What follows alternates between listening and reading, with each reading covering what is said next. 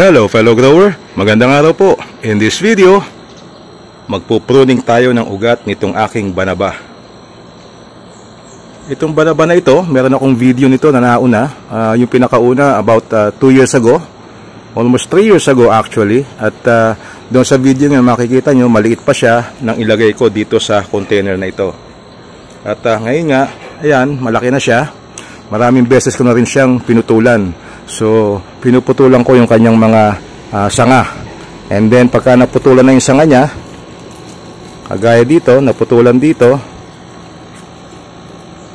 magsasanga naman siya uli. So, kaya medyo malawak yung kanyang canopy.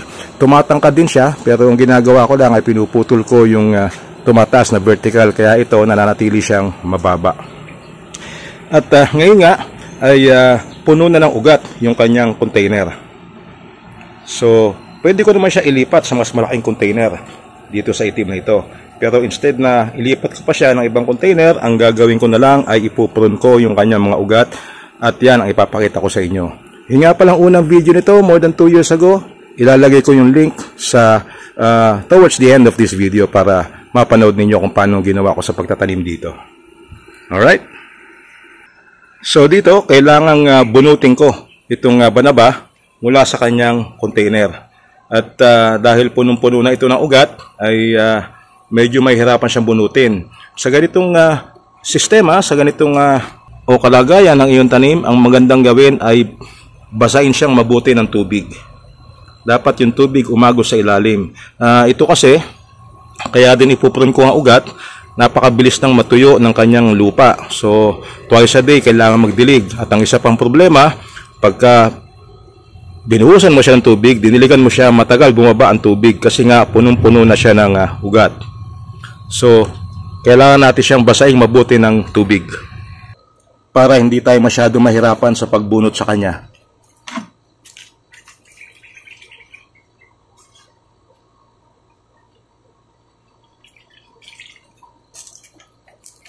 Ihintayin ko lang muna na umagos sa ilalim yung tubig.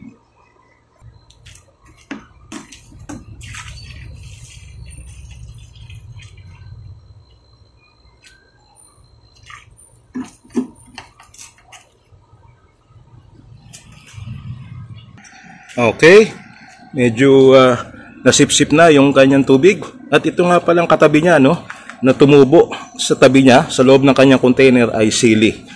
So dati sa kanilalagyan niya ay meron siyang katabing sili. Nalaglag yung hinog na bunga and then later on tumubo. So pinabayaan ko na tumubo at ito, kaya dalawa sila sa container.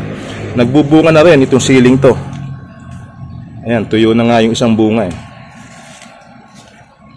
So, tingnan natin kung pwede siyang ihiwalay or manatili na sila magkasama. Ito naman, kung mahihirapan kang bunutin kahit basa na ang lupa, ang pwede mong gawin ay tusukin ang gilid para mapahiwalay siya sa pagkakadikit sa container. Okay?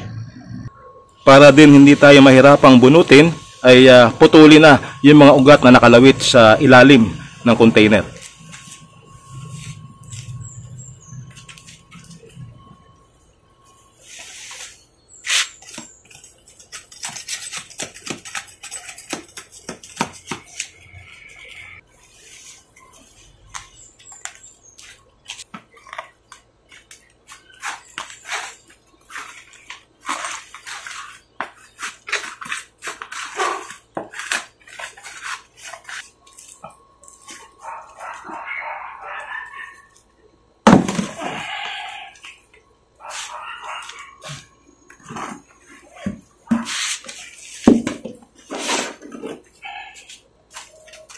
Alright, nabunot din sa wakas. Medyo mabigat siya, kaya nagpatulong ako para bunutin.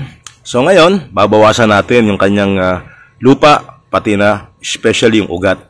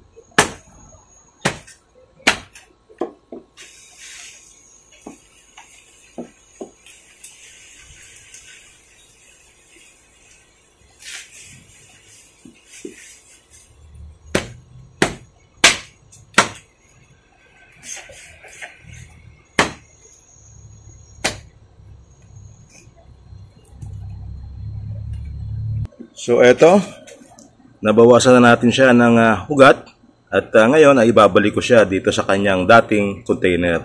Inihiwalay ko na rin itong sili na tumubo sa kanya.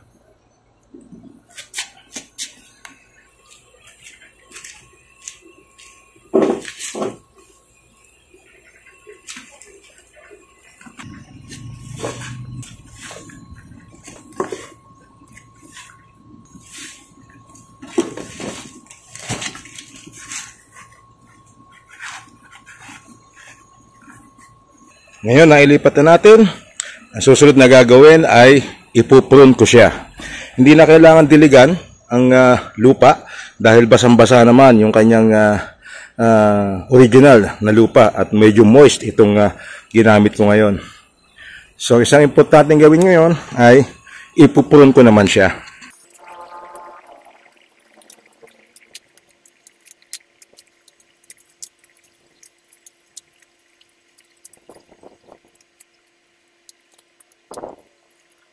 Alright, eto na ngayon siya. Na-prune na siyang mabuti. At sa ganito pagkaka-prune natin, ang isang purpose din ito ay para hindi mahirapan na mag-recover ang halaman kasi hindi masyadong marami yung kanyang dahon na kanyang kailangang suportahan ng sustansya galing sa kanyang mga ugat. Kasi yung ugat ay binawasan natin. So, pag pinag-prune ako ng ugat na agayan nito, ay pinuprune ko rin yung mga sanga dahon. Pag naka-recover na siya ay magiging mas malago yung kanyang canopy. Kasi yung pinutol ko na yan dito, maglalabas pa yan ng 2 sanga. So, mas kakapal yung kanyang canopy. At gaya ng nabanggit ko nung umpisa, ang paraan ko lang para hindi siya tumangkad ay pinuputulan ko yung kanyang vertical. Yung tumataas talaga na padiretso. Pinuputol ko. So, nananatili siyang medyo mababa, manageable. Hanggang 6 feet lang maximum yung pinakamataas niya. At ito ay pwede nyo gawin sa lahat ng klase ng puno na nakatanim sa inyong container. Alright. Maraming salamat po sa panonood at magkita-kita tayo sa iba pang mga videos ni Late Grower. Bye-bye!